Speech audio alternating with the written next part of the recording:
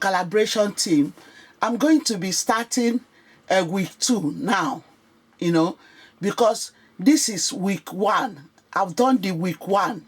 So I'm going to start week 2, Let's go. I'm going to use,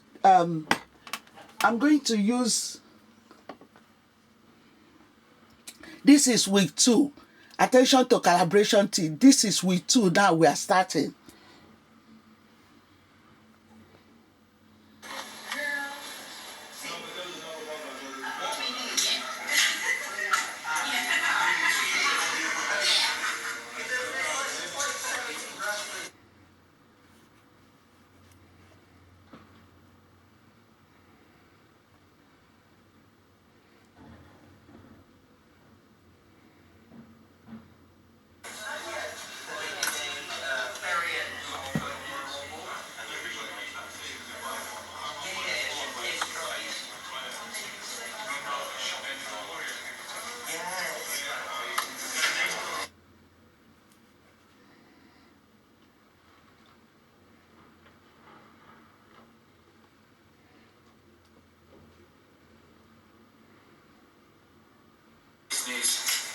Idea and put into our assignment in this one. So it's about planning pathways and feasibility evaluation of some of the things that you've got to do to actually make that work. John? Yes?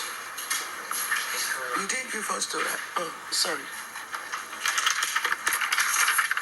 So part of that is about understanding the market environment and the environment we should be looking at and so the idea that you come up with is supported by an observation of what happens in macro and competitive environments.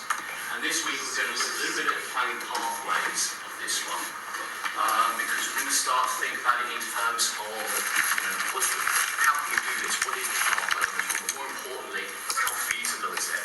What makes a business idea a good idea as opposed to a bad idea? And to do that, we use some models and some theories, which some of them you might have come across in the past, obviously, to a certain extent, and others which you may not have. Things like the business model canvas, I'd expect that might be something which you're familiar with. Things like competitive advantage, I'm not sure if we'll study together on this one, we have a break. If not, we'll go and explore that in more depth and detail. Business strategy, we're going to look at Porter's generic strategies, and that's going to form part of our class today. And then also the adaptive model, which is something which I don't suppose you've actually come across yet. We're also going to think about things like side hustles and the evaluation of the market and money. So we're just going to pop that one in at the very end on this one. But that's kind of like the structure and the direction of travel that we're going on this morning on this one. So what we want to do today is discuss the planning pathways, that feasibility evaluation for a business startup. We're going to look to construct a business model canvas for a business. We're going to compare different competitive advantage models for a range of different businesses on this. And we're going to explain different generic strategies as well. And then we're going to create an adapt framework for a chosen organisation, identify different options for a side hustle, and analyse the market and money approach to starting. Because quite a few students actually do run spending time, and so what happens is they don't actually think about the process because they're actually involved in it quite a bit in this one. Before we get too far into that one, I gave you all a test at the last session which I handed out. How many people have done it? Yeah, I think I did the first one. Okay, so if you go into, come back to this one in a second.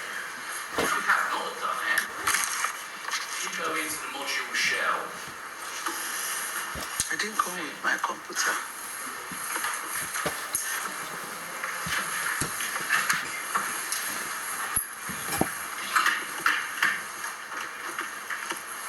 This for this. And if you go to this module materials, and you go to folders, and you go to week 1, scroll all the way down to the bottom. Actually find, oh look, there's that test for me. Okay?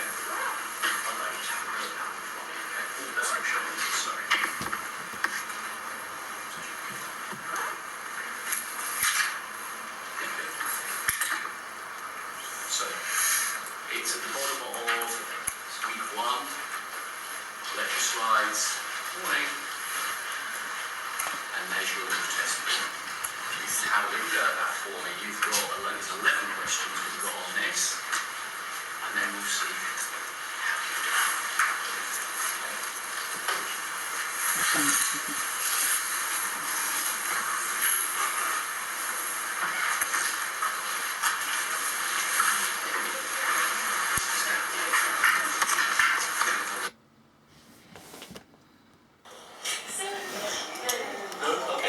So there is no right or wrong way of doing it. Okay, different people have different opinions as to what should go into a business plan. Now, if you go to look at the Harvard approach to this one, the first thing they want to tell you about is the opportunity. What is the opportunity that you're actually trying to exploit here and make money from? What is your business all based on this one? The second thing they say to look at is the people, because at the end of the day, if you're investing in a business, you're investing in a company, you're not investing in the company per se, you're investing in the people, the person who's running it. And this is why those people who watch Dragon's Den, if you often watch, I don't know if you, anybody watch Dragon's Den? Yeah. If you ever watch Dragon's Den, sometimes the people in there who are presenting, the dragons will sit there and go, "That's a great idea, but I can't work with you." That's the key thing to it. It's like, can I work with this person? Is there a meeting of the minds? Do we understand each other? If you've got that, they're likely to invest and trust in you, because at the end of the day, business is about people. So, do I trust this person? Do I get them? Do I understand them? Do I see their motivation, their passion? If that's not there, why would you invest in them? Again, it's the same kind of thing. Why would I give you my money? I don't like you, I don't understand you, I don't understand the concept, you might be rude, you might be ignorant, you might be dismissive, whatever it is, there's not a meeting of the minds. So, opportunity, the people. Then the process, in terms of how this is going to get to market, how we're going to market it, how we're going to sell it into the marketplace itself, how to physically get hold of it. So their approach to business plans is much different to a lot of the other textbooks which you'll pick up and say you must have this, you must have this, What I need you to do is I need you to, over the next week, research what goes into a business plan. Okay, this is what I'm going to say to you. Yes, open up Google, open up all those things, go and have a look at what do they tell you. But then what I want you to do is think about the assignment. What does the assignment ask you to do? And where is there a match and where isn't there a match? Because the assignment there is looking at, it's a outline business plan. So we need to cut back on a lot of the stuff on this and only include the parts that we want to see in there. Some of those key aspects are, what is the product or the service that you're actually selling? What is the demand? Who is the customer? How is this going to work? That's kind of like the 4 key parts that we're looking for in that business plan, followed by the marketing side to it. Outline how you can market this, how you can position it in the market space on this one. We're going to want to know a little about the conditions, the market conditions. So what's the competition like? That's why we're asking you to do that primary research. But not only that primary research, we're also asking for that desk research. In terms of what's the economic situation like. As you quite correctly say, Mr. Trump is throwing a huge spanner in the works at this precise moment in time in terms of the economy on this one. So we have to develop our understanding of what's going on in the economy. Now, who here knows what the PMI is? PMI, what is it? Who's heard of the PMI?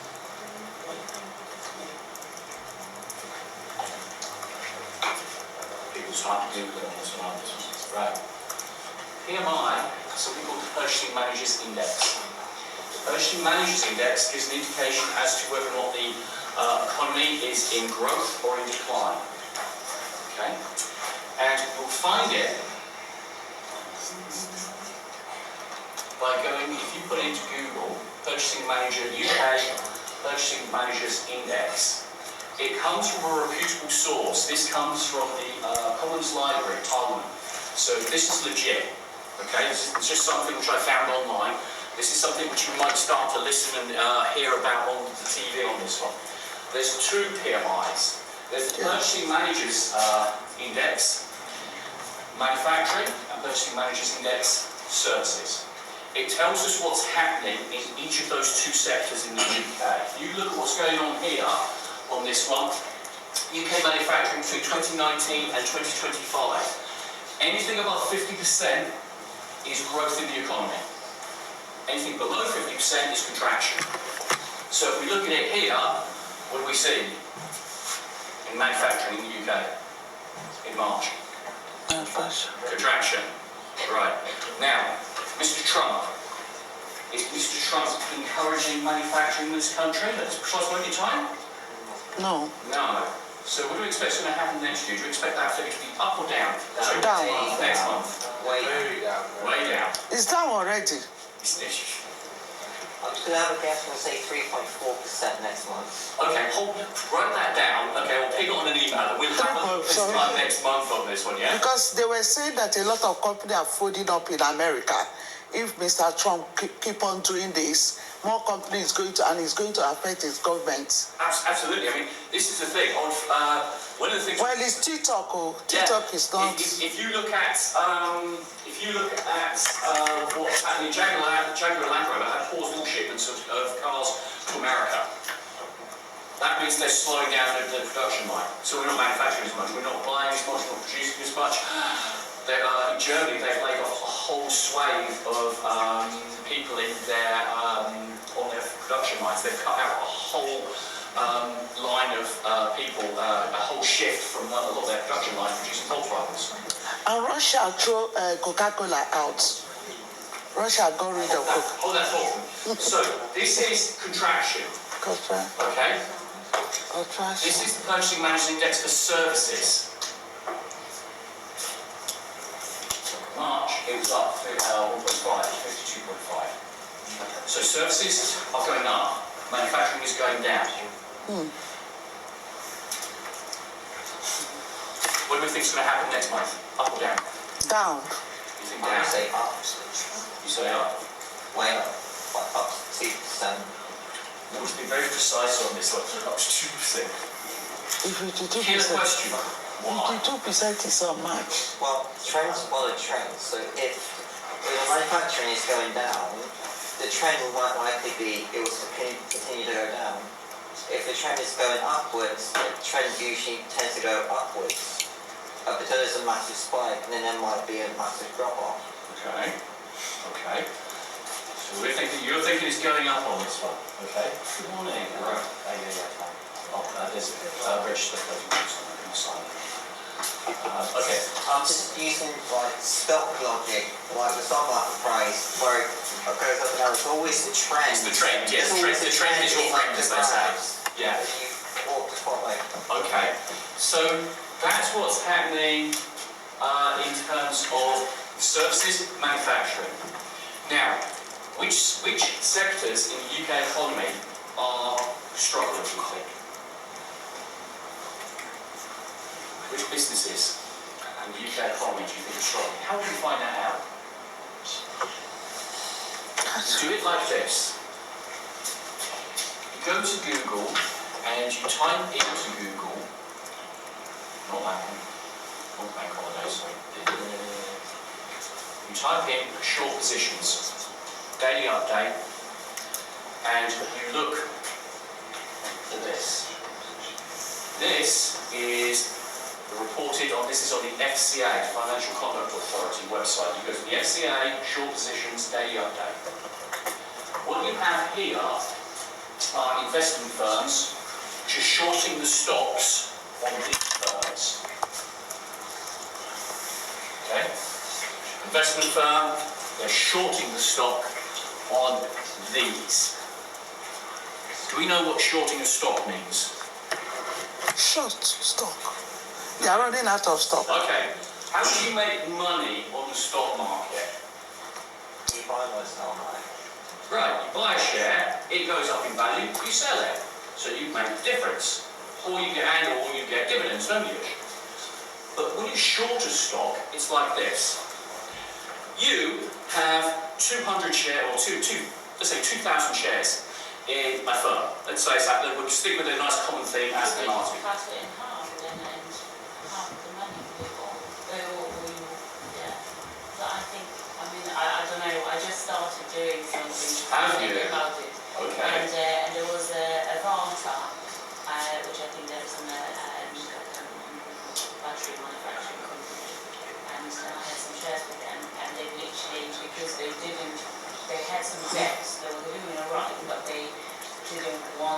and will continue with this and pay them off, so they cap all the shares that were currently available to people. Like that. Okay. So is that a different thing? That's a different thing. Okay. Right. Right. When you short a stock, a share, it's like this. You have 202, however many, you have a number of shares in a particular firm. I come along to you and I say, can I borrow your shares, please? And you say, yes, you give me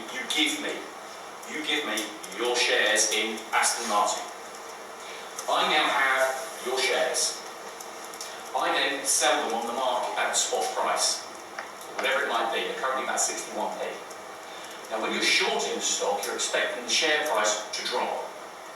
So I've taken this young lady's shares, I borrowed them, I have now sold them on the market. I now have the money. I have 61p.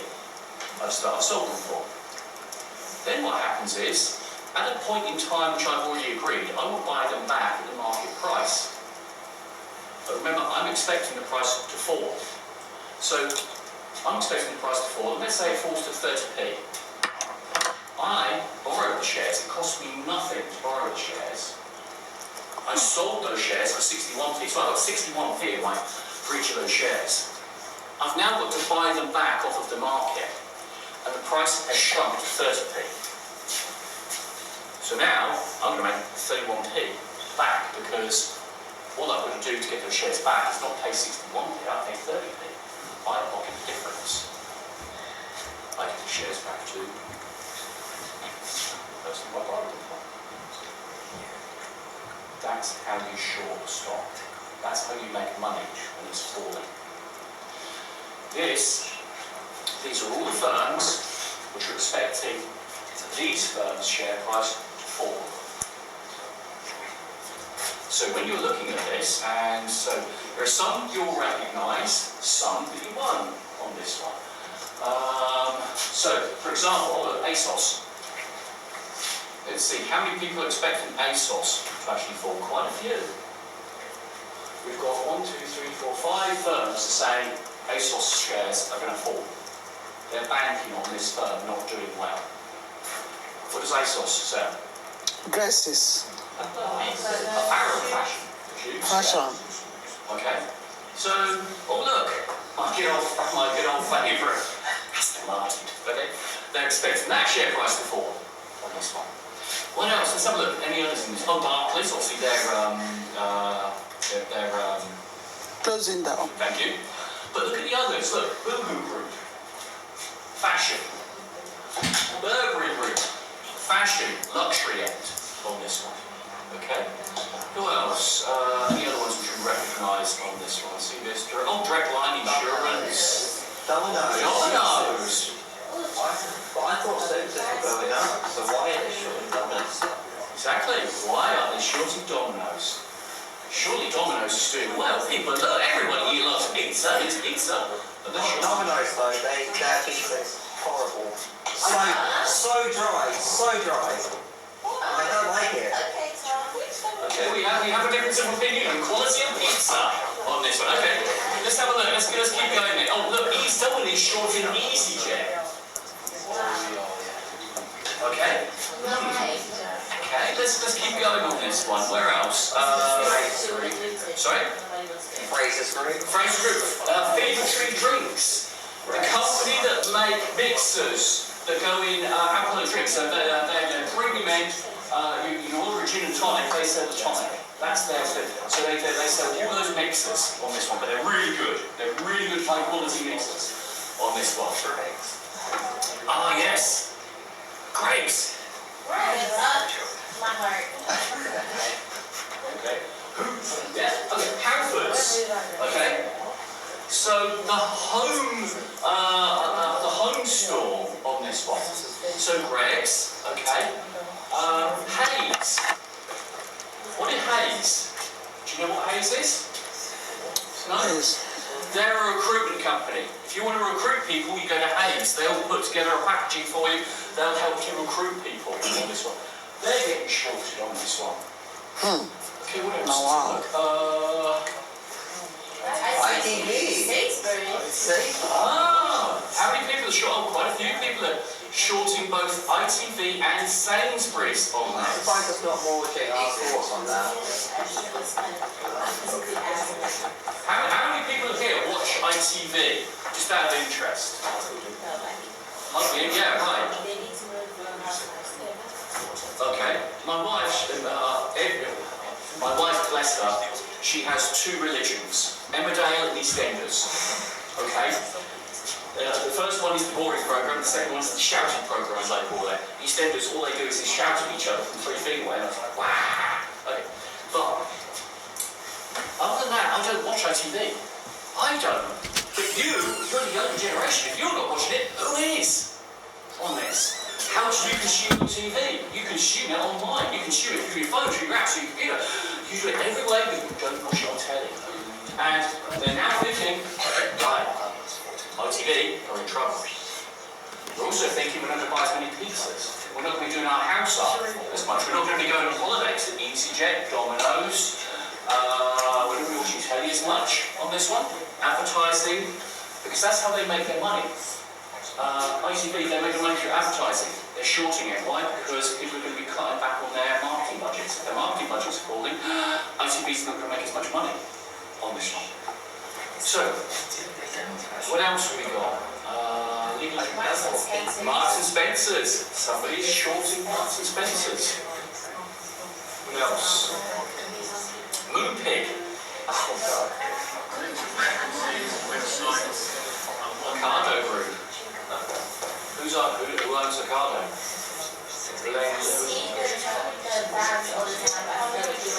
Not anymore. They used to be. They're now part of M&S. They're now part of M&S. Have you been to M&S recently? M&S, I always buy Red Velvet cake. I'm their number one customer in there. So it's you. It's you. You're the one putting up the Red Velvet cake sales. Yeah. Yeah. Okay. I'm just saying, but Morrison's red velvet is really nice. Okay. Oh no, Tom. You need to try M&S. Really? Like, Good. See, there's not one near me though, that's the problem. Huh? There's not one near me, that's the problem. Where do you live? In the village? Exactly, yeah. Oh my God. Sorry. That's 1 year though. You can get like Red Velvet. Okay. You should try it. So, if you keep going down, you can see they're all in alphabetical order on this one. And you can see all of the firms are being shorted. Again, let's look at some two things to take out on this one. Wizz Air. So we've got EasyJet and we've got Wizz Air. They're being shorted on this one. There's two firms in here I want to draw your attention to, which is the ones back at the S up here. This one. You heard of S4 Capital? No. S4 Capital is a digital media marketing firm. It's you want a campaign online for your product launch, you go to S4 Capital, they can put it together for you. It was started by a guy called Sir Martin Sorrell. Sir Martin Sorrell is an absolute genius at marketing. He used to work for Saatchi & Saatchi. He was their finance guru. In 1987, he left Saatchi & Saatchi and he set up another firm with £1 million of investment. That firm was WPP. If I go down here, what you'll see, WPP. That's his old firm. He took £1 million, and in that. He took £1 million, he grew it from 1 million to 16 billion. That guy, when he talks, I listen, because he knows what's going on in the world of advertising.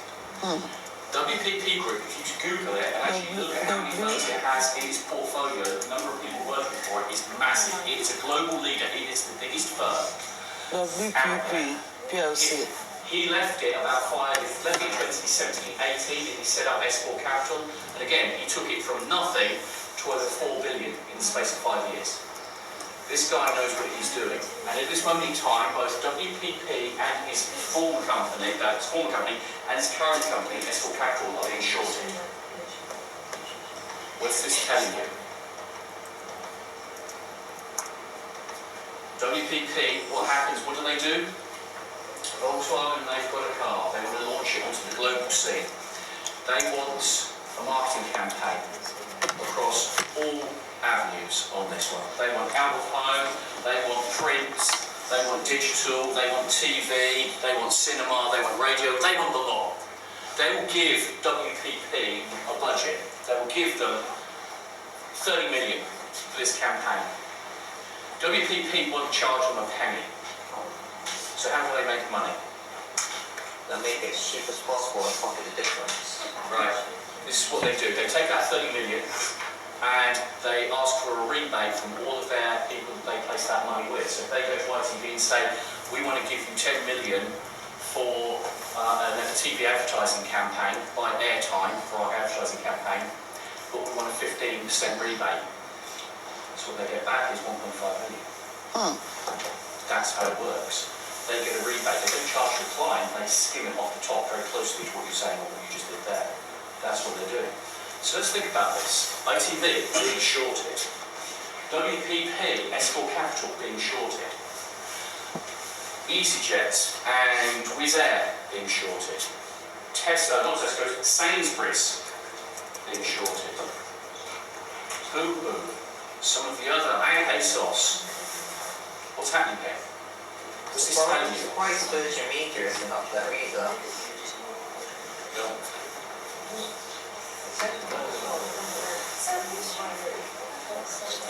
So,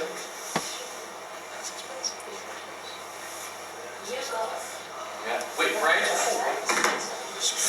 What are we seeing here? So we've got Domino's Pizza, we've got Whitbread. What are we seeing here? What is the pattern that's emerging here? Food chains are being different. Trade outside the They're expecting the customers not spend as much as like Domino's. People are not going to be eating out as often, so they're not going to get enough foot traffic to maintain slot rate. This is what they're looking at. They're looking at this. They're saying, right, people are not going to be buying as many pizzas. People are not going to be buying as much fashion. People are not going on holiday as much. Yeah. Why is Sainsbury's on that list? Why is Tesco's not on that list? Sorry?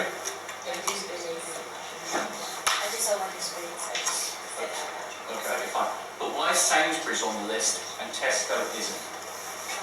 Like the pricing of their products in store.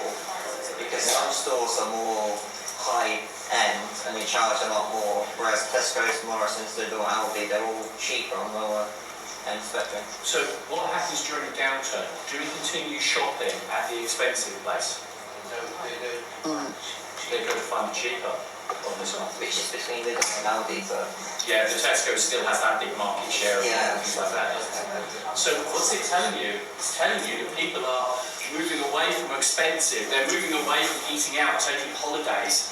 They're starting to contract. It looks like this is the indicators, which is what it's telling you on this one. So when it comes to doing your Pestel, and you're looking at the economic indicators as to what's going on out there, where can we look? Two key areas. First of all, the purchasing managers index for services and for manufacturing. The second place we can look is the shorting of which stocks, which firms. Look for patterns and trends in there. Because this is going to tell you the direction of travel as to what's happening out there. Yeah? So that's why we do this. This is where we start to gather the information. FCA, Financial Conduct Authority, perfectly refutable. Okay? Excellent source for this one. House of Commons Library for PCIs, absolutely perfect for us. Not a problem. We use those. Bring them into our work on this one. This gets reported daily. This was yesterday's. Okay? I don't know who's on it this morning, but as you can see, it's on the 14th. I downloaded this one from yesterday. But that's where we go with this one. So if you want to know what's going on in the business world, how the business community is thinking, the direction of travel of the stock market, look at this. This tells you where they're thinking. They're starting to get nervous and they're starting to short firms which they think are going to promote that most risk on this one. Okay? Right, we've had about an hour and 10 minutes and I think you deserve a break if that's all right. Yes? Oh, so thank you so much. I appreciate that. So can we have a break, please, and be back about 25 past? Yeah? Okay, so let's get those who need to stop the weed and debate. Let's do that. Okay, we'll be back here.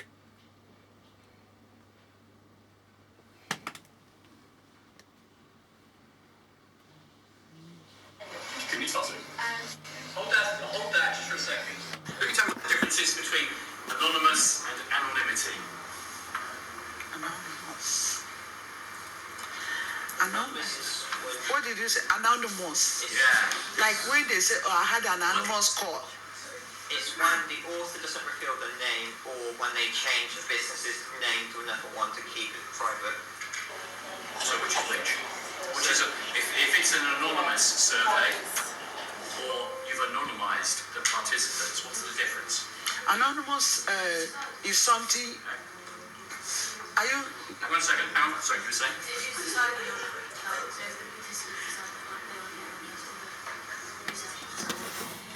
Okay. Let me put it like this. If you're collecting information from somebody, do you need to know who they are, the participants? Okay. So at what point do you have to decide whether or not you need anonymous or anonymized? What's the difference between anonymous and anonymous? You know, the coaches, they have their, you know. A number of ethical principles obviously take into account when performing undergraduate and master's level dissertation research. And these are mainly focusing on doing good and not doing any harm. Sounds very confusing. Let me explain. Yes, please. So, this actually means that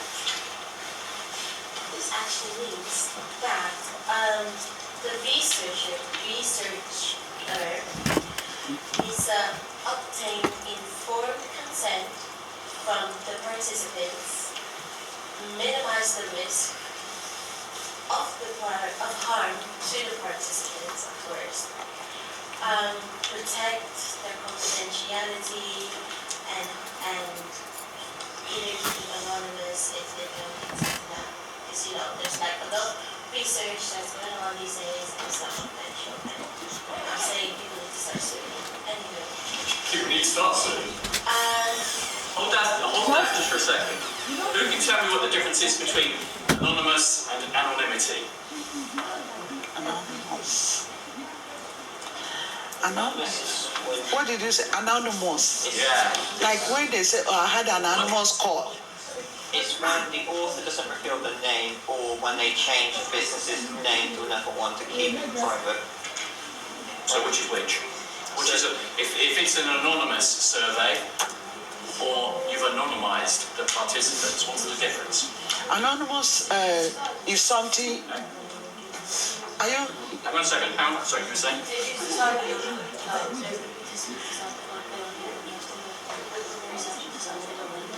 Okay. Let me put it like this. If you're collecting information from somebody, do you need to know who they are, the participants? No. Okay. So at what point do you have to decide whether or not you need anonymous or anonymized? What's the difference between anonymous and anonymized? If I'm the researcher and the research is anonymous,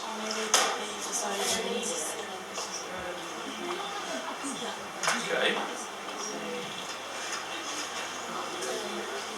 Okay, gents, anonymous or anonymized? What's the difference?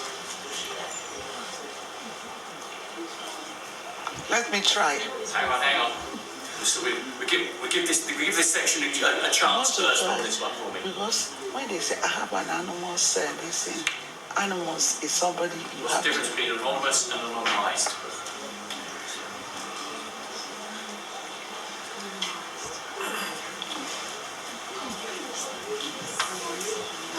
I want to try, John. Hang on a second, let's just see it some more. Anyway. Go on. Sorry. Anonymous is when you hide your,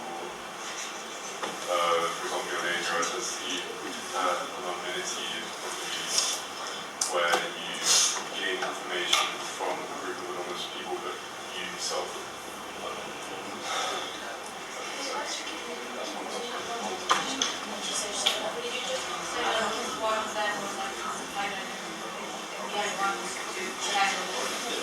Okay. Someone else has ChatGPT. Anonymous and anonymous.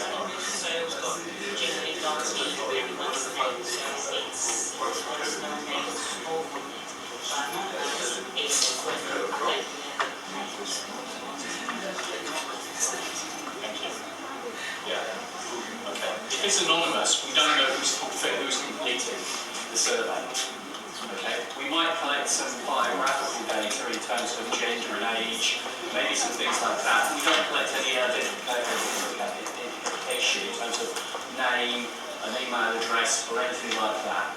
Okay. So anonymous is somebody who's filled in the survey and we don't know who they are. We couldn't identify them if we wanted to. That's it. Anonymised is when we have Names. somebody who completes it, but we know their name. We can identify them from their email address, Yes. their telephone number, something like that. Something which is identifiable. So if we anonymise the data, what we do is we change it. We might, instead of calling them by their real name, we might change their name to something else. So instead of John, I Mike. Or Susan. Yeah, I might change the gender on this one. Okay, we might change the age, we might give a precise age. Instead of saying, Mike is 57, we might say Mike is in his 50s. That can place him anywhere between 50 and 59 on this one. So what we do is we can anonymise the data so that people cannot identify who's actually participated.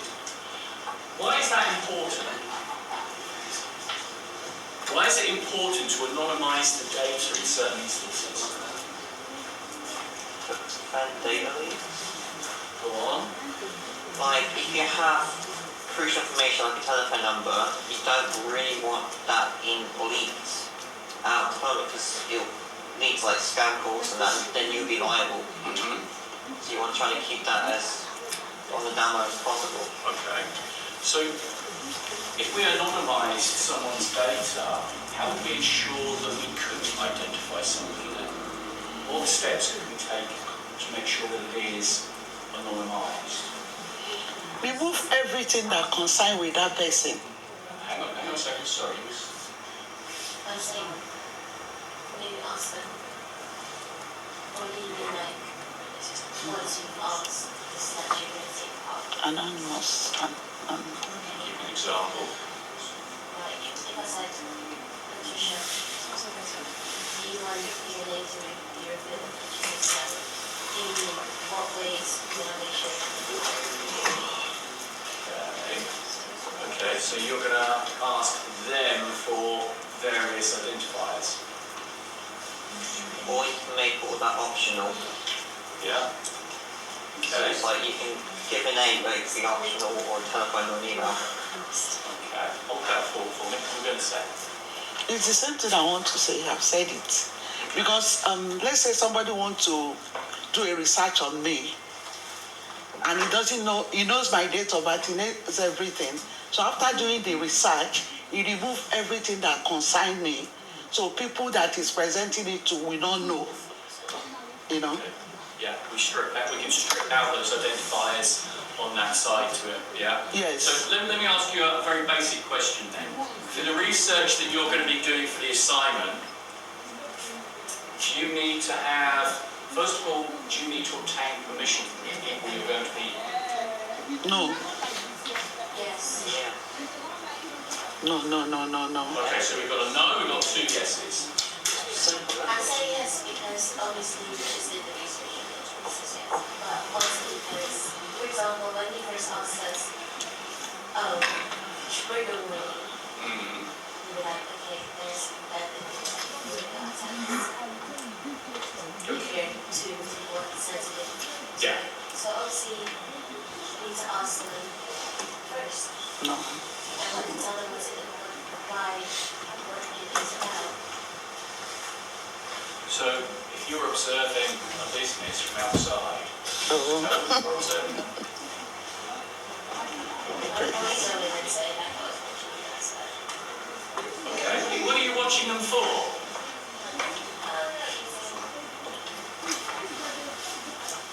I want to You know. said yes. I said no. If you go into a person, then you would, it's symbiotic, that's for consent.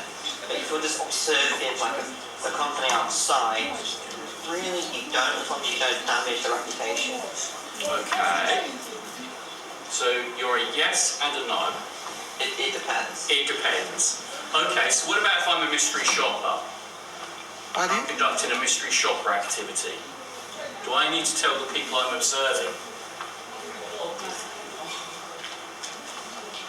Obviously not now. Obviously not to the people, because how would there be a mystery? Okay, John, let's use the... No, let's use what John taught us on seminar. Observing research. So isn't observation a part of research? It's like 2 different research. But it's all in the same umbrella of On a research. high Wycombe, and you, for example, on a high Wycombe Facebook page, and you're observing what the people's thoughts are, you know, or we feel like witnessing, I don't know, a new shop or something, you're not interacting with them at all, so would you just jump on this and be like, oh, hey, by the way, I'm going to take that photo, I actually need a name for it, like, I was just thinking that they were trying to research everything. Okay. Okay. Sorry, you... Yeah, based what you told us on the seminar on Wednesday, that we should look at the car park, number 1. Number 2, go to High Wycombe Shopping Center and observe empty shops, businesses, restaurants, different type of businesses. We don't need to ask them questions, right? Based on that, I'm answering this question. I say no, capital no.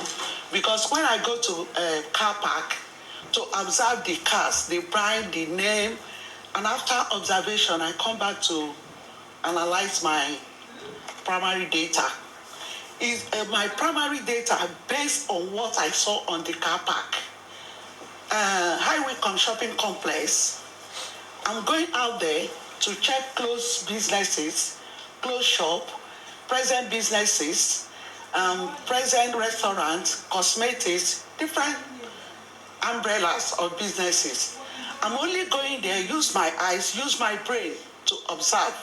When I come, I did not ask anybody because High Wycombe is an open place. So I then come back based on what I saw with my eyes, the message I sent to my brain, I then come down and do my primary research.